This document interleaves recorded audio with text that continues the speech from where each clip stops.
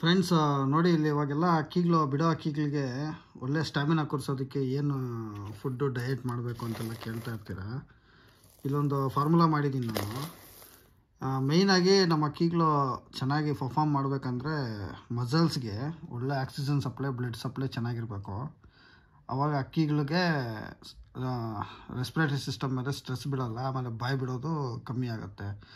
ಕೆಲವರೆಲ್ಲ ಹೇಳ್ತಾ ಇರ್ತಾರೆ ಬಾಯಿ ಬಿಟ್ಟ ತಕ್ಷಣ ಅಕ್ಕಿಗಳು ಆಡಿ ಕೂತ್ಕೊಂಡ ತಕ್ಷಣ ಬಾಯಿ ಬಿಡ್ತಾ ಇರ್ತವೆ ಅಂತ. ಅದು ಯಾವಾಗ ರೆಸ್ಪಿರೇಟರಿ ಸಿಸ್ಟಮ್ಮು ನಮ್ಮ ಮಸಲ್ಸ್ಗೆ ಆಕ್ಸಿಜನ್ ಸಪ್ಲೈ ಮಾಡೋದಕ್ಕೆ ಆಗಲ್ವೋ ಆವಾಗ ಅಕ್ಕಿಗಳು ಜಾಸ್ತಿ ಆಕ್ಸಿಜನ್ ಬೇಕು ಅಂತೇಳಿ ಬಾಯಿ ಬಿಟ್ಕೊಂಡು ಉಸಿರಾಡ್ತಾ ಇರ್ತವೆ. ಸೊ ಈ ಪರ್ಫಾರ್ಮೆನ್ಸ್ ಚೆನ್ನಾಗಿ ಇಂಪ್ರೂವ್ ಆಗಬೇಕಂತ ಹೇಳಿದ್ರೆ ಅಕ್ಕಿಗಳ ಬಾಡಿಯಲ್ಲಿ ಬ್ಲಡ್ ಆಕ್ಸಿಜನ್ ಲೆವೆಲ್ಸು ತುಂಬ ಚೆನ್ನಾಗಿರಬೇಕು. ರಕ್ತ ಆಕ್ಸಿಜನ್ನ ಚೆನ್ನಾಗಿ ಕ್ಯಾರಿ ಮಾಡಬೇಕು. ಸಿಂಪಲಾಗಿ ಹೇಳ್ಬೇಕಂದ್ರೆ ಪ್ರತಿಯೊಂದು ಮಸಲ್ಸ್ಗೂ, ಮೇಯ್ನಾಗಿ ವಿಂಗ್ಸ್ಗೆ, ಆಮೇಲೆ ಅದ್ರದ್ದು ಹಿಪ್ಪಿಗೆ. ಆವಾಗ ಅಕ್ಕಿಗಳಲ್ಲಿ ಪರ್ಫಾರ್ಮೆನ್ಸ್ ತುಂಬ ಚೆನ್ನಾಗಿ ಇಂಪ್ರೂವ್ ಆಗುತ್ತೆ. ಎಂಡ್ಯೂರೆನ್ಸ್ ಫ್ಲೈಟ್ ಚೆನ್ನಾಗಿರ್ತದೆ.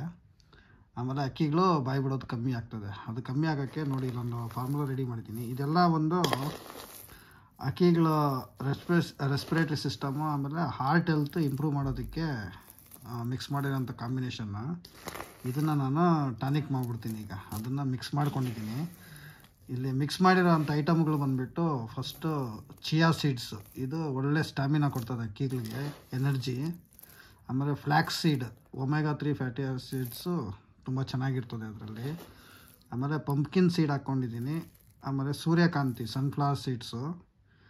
ಆಮೇಲೆ ವಾಟರ್ ಮೆಲನ್ ಸೀಡ್ಸು ಅಂದರೆ ಕಲ್ಲಂಗಡಿ ಹಣ್ಣು ಬೀಜ. ಇವು ಎಲ್ಲ ಪ್ರತಿಯೊಂದು ನೀವು ಬೇಕಾದ್ರೆ ಗೂಗಲಲ್ಲಿ ಸರ್ಚ್ ಮಾಡಿ ನೋಡಿ. ಎಲ್ಲ ಹಾರ್ಟ್ ಮಸಲ್ ಇಂಪ್ರೂವ್ ಮಾಡೋದಕ್ಕೆ ಎಲ್ಪ್ ಮಾಡೋ ಅಂಥ ಸೀಡ್ಸ್ ಇವು. ಇದನ್ನು ಅಕ್ಕಿಗಳಿಗೆ ರೆಗ್ಯುಲರಾಗಿ ಚೆನ್ನಾಗಿ ಕುಟ್ಟಿ ಪೌಡ್ರ್ ಮಾಡಿಕೊಂಡು ಫೀಡಿಂಗ್ ಎಲ್ಲ ಆದಮೇಲೆ ಬೆಳಗ್ಗೆ 1-2 ಗೋಲಿ, ಸಾಯಂಕಾಲ 1-2 ಗೋಲಿ ಕಡಲೆಕಾಳು ಸೈಜಷ್ಟಪ್ಪ ಉಂಡೆ ಮಾಡಿಕೊಂಡು ಕೊಟ್ಕೊತ ಬಂದರೆ ಅಕ್ಕಿಗಳಲ್ಲಿ ಬ್ಲಡ್ ಆಕ್ಸಿಜನ್ ಸಪ್ಲೈ ಚೆನ್ನಾಗಾಗತ್ತೆ. ಹಾರ್ಟ್ ಫಂಕ್ಷನ್ ತುಂಬ ಚೆನ್ನಾಗಿರ್ತದೆ. ಹಾರ್ಟ್ ಫಂಕ್ಷನ್ ಎಷ್ಟು ಚೆನ್ನಾಗಿ ಸ್ಟ್ರಾಂಗ್ ಆಗಿದ್ದರೆ ಅಷ್ಟು ಫಾಸ್ಟಾಗಿ ಹಾರ್ಟಲ್ಲಿ ಬ್ಲಡ್ನ ಪಂಪ್ ಮಾಡುತ್ತೆ ಬಾಡಿಗೆ. ಮಾಡಿದಾಗ ಅಕ್ಕಿಗಳಲ್ಲಿ ಆಕ್ಸಿಜನ್ ಸಪ್ಲೈ ಮಸಲ್ಸ್ಗೆಲ್ಲ ತುಂಬ ಚೆನ್ನಾಗಿ ಪ್ರೊಡ್ಯೂಸ್ ಆಗೋದ್ರಿಂದ, ಸಪ್ಲೈ ಆಗೋದ್ರಿಂದ ಅಕ್ಕಿಗಳಲ್ಲಿ ಸುಸ್ತು ಆಗೋದು ಕಡಿಮೆ ಆಗುತ್ತೆ. ಆಮೇಲೆ ಒಳ್ಳೆ ಸ್ಟ್ಯಾಮಿನಾ, ಒಳ್ಳೆ ಪವರು ಜನ್ರೇಟ್ ಆಗುತ್ತೆ ಅಕ್ಕಿಗಳಲ್ಲಿ. ಇದು ಓಮರ್ಸ್ಗೂ ಅಪ್ಲಿಕೇಬಲ್ ಆಗುತ್ತೆ. ಓಮರ್ಸಲ್ಲಿ ನಾನು ಸುಮಾರು ಜನ ಈ ಇಯರ್ ರೇಸಿಂಗ್ ಸೀಸನ್ ಓಮರ್ ಚಾಂಪಿಯನ್ಸ್ಗೆ ಈ ಒಂದು ಡಯಟ್ನ ಕೊಟ್ಟಿದ್ದೆ. ತುಂಬ ಒಳ್ಳೆ ರಿಸಲ್ಟ್ ಬಂದಿದೆ. ಒಳ್ಳೆ ಸ್ಪೀಡು, ಟೈಮ್ ಪಿಕಪ್ ಮಾಡಿದ್ದಾವೆ ಬರ್ಡ್ಸು. ಗಿರೇಬಾಸ್ಗೂ ಅಷ್ಟೇ ಇದು ತುಂಬ ಪವರ್ಫುಲ್ ಸಪ್ಲಿಮೆಂಟ್ ಆಗಿ ಕೆಲಸ ಮಾಡ್ತದೆ. ಆಮೇಲೆ ರೆಕ್ಕೆಗಳು ಕಿತ್ಕೊಟ್ಟಿದ್ದಕ್ಕೆ ಯಾವ್ದು ಮಲ್ಟಿವಿಟಮಿನ್ ಕೊಡಬೇಕು ಅಂತಾರೆ. ಎಲ್ಲ ಮಲ್ಟಿವಿಟಮಿನ್ಸನ್ನು ಇದ್ರ ಮುಂದೆ ನಿಲ್ಲು. ಅಷ್ಟು ಒಳ್ಳೆ ಮೆಗ್ನೀಷಿಯಮ್ಮು, ಪೊಟ್ಯಾಷಿಯಮ್ಮು, ಜಿಂಕು, ಫೋಲೈಟ್ ಎಲ್ಲ ಇದೆ ಇದರಲ್ಲಿ.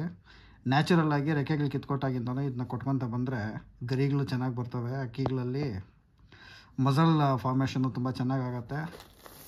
ಅಕ್ಕಿಗಳು ಹೆಲ್ತಿಯಾಗಿರ್ತವೆ, ಪವರು ಚೆನ್ನಾಗಿರ್ತದೆ, ಒಳ್ಳೆ ಪರ್ಫಾರ್ಮೆನ್ಸ್ ಮಾಡ್ತವೆ ಅಕ್ಕಿಗಳು.